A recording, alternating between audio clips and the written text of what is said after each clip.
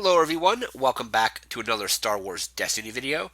Today I'm showing a General Veers and TIE Pilot deck I've been working on. So we have General Veers at Elite for 14, and two TIE Pilots are 8 points apiece. So that brings us up to a total of 30. And we have the Rebel War Room as our battlefield. Claim it, resolve one of your dice. If it has a resource cost, you do not have to pay it. So General Veers, 9 health, 1 range damage, 2 range damage, plus 2 range damage, shield, resource, and blank, and as an action you can move this die to turn one of your support dice to any side. And TIE Pilots, we have 2 of them, so 7 health each, plus 1 range, plus 2 range, plus 3 range for a resource, focus, resource, and blank. While this die is in your pool, your other dice showing range damage cannot be removed by an opponent. However, the TIE Pilot die can still be removed because it says its other dice showing range damage. With the second TIE Pilot, the TIE Pilots will protect each other's dice, or each other's die, I should say. So we have both of them out, making pretty much all range damage non-removable by the opponent if both TIE Pilot dice are in the pool. Moving to our upgrades, we have 2 Holdout Blasters, 2 resources, 1 range, 2 range for a resource, plus 2 range, shield, resource, and blank. Has ambush, so you get that second action, and it also redeploys. We have 2 F-11D rifles, 2 resources, 2 range damage for a resource, plus 1 range, plus 2 range, resource, special, and blank. Also has redeploy, and force an opponent to deal 2 damage to their characters, distributing it as they wish for the special. We have 2 rocket launchers, 3 resources. All the sides on this are resource costed, so the battlefield goes really well with a rocket launcher. 3 range for a resource, 3 range for a resource, 4 range for a resource, special for a resource, 2 blanks, and 2 specials. Discard a vehicle from play, or deal 2 damage each to up to 2 different characters. We have 2 promotion, 1 resource, plus 1 range, plus 1 melee, focus, shield, resource, and blank. Special is a red character only. After you play the upgrade, you get a draw card. We have 2 Wingman, no resources, 0 cost, red character only. After you activate a red character, you may activate the attached character. So we're going to be playing Wingman onto our TIE Pilots. So whenever we activate Veers, we'll be able to activate both Veers and the TIE Pilot that has Wingman. In our opening hand, we want to get at least 1 Wingman. Having 2 would be great, because we can, let's say, first turn, play a Wingman on a TIE Pilot, goes to the opponent, they do their thing, comes back to us. Second Wingman on the second TIE Pilot. So then, whenever we activate Veers, if both of the Wingman cards are on each of the pilots, we'll get to activate all of our characters at once. And finally, we have 2 training. 2 resources, non-unique red character only. The attached character is elite. Place a second copy of its die on its card. So we'll play these onto our TIE Pilots to give us more TIE Pilot dice. And that will make them elite. So basically, we'll have more dice that can resolve for more melee damage. I do like that the TIE Pilots all have modifiers. So basically, they have 3 modifiers on their die. So if Veers rolls, let's say 1 range, and they roll, you can roll quite a bit of damage out with the TIE Pilots as well. Especially if you use training, you make them elite, you have even more dice with the modified range damage. Go up into our supports here.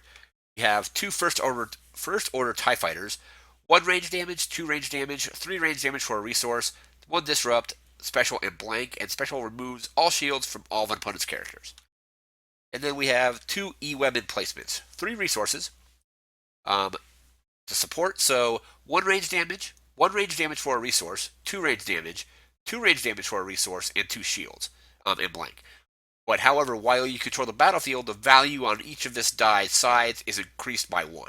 So if you have the battlefield, it's 2 range damage, 2 range damage for a resource, 3 range damage, 3 range damage for a resource, and 3 shields. We're going to go into our events. We have 2 the best defense, 1 resource, deal 1 of your red characters 3 damage to remove up to 2 of an opponent's dice. I'm using this over cannon fodder because cannon fodder only targets non-unique characters, and I want the TIE Pilots to survive as long as possible to protect all the range damage dice. So I can throw this on Veers. Let's say Veers has no damage. I can give him 3 damage, and then remove 2 of an opponent's dice. You have 2 salvo, so 2 resources. Resolve one of your dice showing range damage against each of an opponent's characters.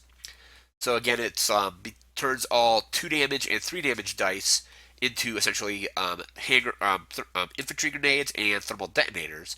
If we were to use it on the 4 damage side of the rocket launcher, we could do 4 damage to each of an opponent's characters. In that situation, we would need 3 resources though. So 2 resources to play salvo, 1 resource to resolve the 4 damage on the rocket launcher against the opponents. We have 2 We Have Them Now. Play only if you control the battlefield. Turn up to 4 of your dice to side showing range damage, or melee damage, but range damage for us. So we're going to pay 2 resources, flip 4 of our dice to range damage. If we have our TIE pilots out still, all that range damage will be protected. We have 2 Dug In. 1 resource, play only if you control the battlefield. Give 3 shields to your characters, distributed as you wish. We have 2 Undying Loyalty. 0 resources.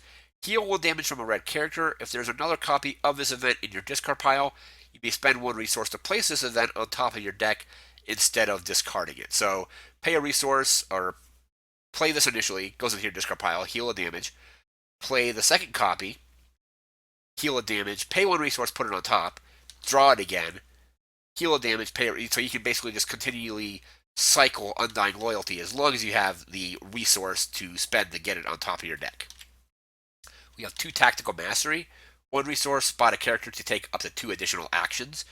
So a good play with this would be, let's say you have 3 resources, and you've rolled out all your characters. Let's say you have Wingman on your pilot, so they roll out as well. Pay a resource, and the first action is to then pay 2 resources to play We Have Them Now, flipping 4 of your dice to range damage. You have 1 extra action from Tactical Mastery. Use that to resolve all those damage. And then we just have 1 block, 2 damage, or 2 resources. Remove all of an opponent's dice showing melee, and dodge 2 resources. Remove all of an opponent's dice showing range damage. Basically, it's all about just keeping your dice protected with TIE pilots, rolling Veers, getting some good upgrades on him, and then potentially, possibly playing Tactical Mastery to play We Have Them Now to resolve a ton of range damage all at once. It's pretty fun. I tested it against Kylo and Dooku and actually won. It was fairly close. Veers was the only surviving character. He had 5 damage on him, but he was able to play Tactical Mastery, pay a resource for Tactical Mastery, and then roll out Veers, and then I was able to pay another resource to resolve the rocket launcher on Kylo, plus the other weapons that were on him. But it's a pretty fun deck. I'm probably going to do a video of me just doing a quick, or somewhat quick game, as quick as possible, I suppose, test game against Kylo Dooku. I always like to test against Kylo Dooku because it's fairly consistent, and I feel like if a deck does well against my Kylo Dooku deck, the deck is, probably a pretty decent deck. So that's going to do it for today's video. Remember to like, comment, share, and subscribe. We'll be back with another Star Wars Destiny video. Until next time, take care.